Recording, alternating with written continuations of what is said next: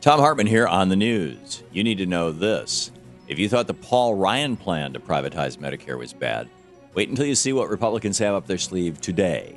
Republicans in the House today will vote on their plan to raise the debt limit, which includes a balanced budget amendment that makes sure the government can't close loopholes on rich people in the future and can't spend any money beyond a certain threshold, even if emergency spending is needed to fight off a recession or some other crisis. The balanced budget amendment will require a 25% spending cut in every single government program, from Social Security to Medicare to veterans benefits, and will return government spending to its lowest levels since 1966, when the United States population stood at 100 million fewer people than it is today. No president has ever supported a spending cut and structural changes this massive, yet Republicans feel that with our nation in a Great Depression and real unemployment above 16%, that now is the perfect time to blockade government spending, just like Herbert Hoover did. What we're seeing unfold in the House today is the final step in Ronald Reagan's starve the beast economics. And if Republicans are successful, the nation is screwed. Return of the robo-signers. 8 months after banks promised to stop using fake signatures on foreclosure documents to kick as many Americans out of their home as possible, they're right back at it again. So far this year, at least 3 states have discovered fraudulent foreclosure documents. For example, in Massachusetts, over 1,300 documents have been obtained that were all signed by the same person named Linda Green, but they were all signed in different handwriting styles and under new titles. The banks acted so irresponsibly during the housing boom that they can't even track down people's real mortgages today. That's why they have to create fake ones with fake signatures now that the housing market has gone bust just to cover their own butts. And each fake signature means another American family getting kicked out of their homes and put onto the streets. Wall Street's crime of the century continues. In the best of the rest of the news, Rupert Murdoch appeared before the UK Parliament today to get a tongue lashing from lawmakers.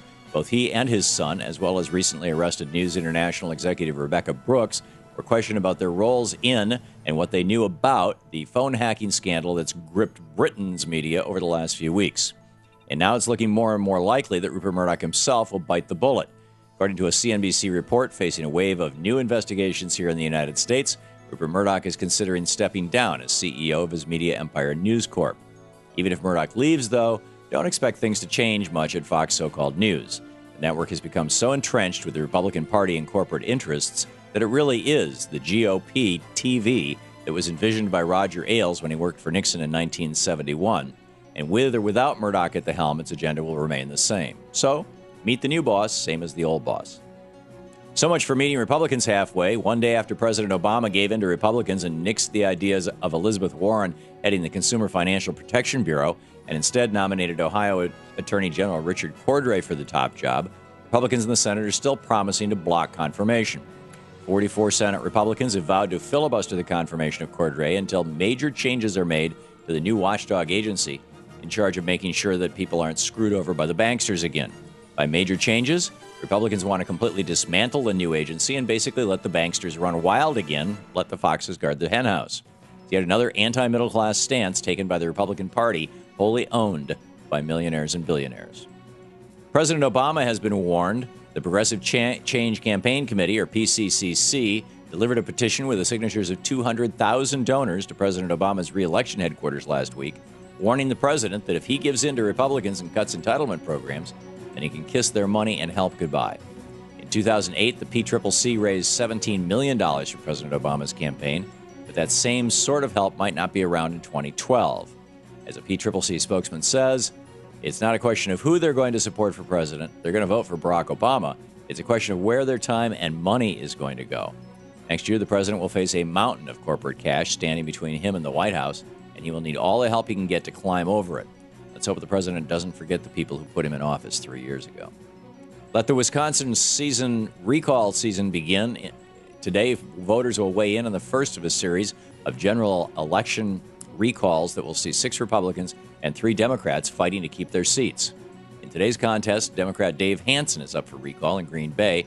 He shouldn't be too worried. A public policy polling survey shows him with a 28-point lead over Republican challenger Dave Vanderleest, a guy who is charged with bankruptcy and domestic abuse allegations.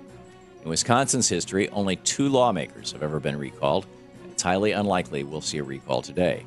But when the Republicans face voters in their recall contests over the next few months in Wisconsin, then we're likely to see some history made and a new democratically controlled state Senate installed to put the brakes on radical Governor Scott Walker's anti-middle-class agenda. Crazy alert! Mickey Mouse has a chance! Residents of the town of Tar Heel, North Carolina are hitting the polls today to elect a new mayor and 3 city commissioners. The only problem is the ballots are blank. That's because no one bothered to register to have his or her names put on the ballot. So voters will simply be writing in the names of their preferred candidates in the blank spaces.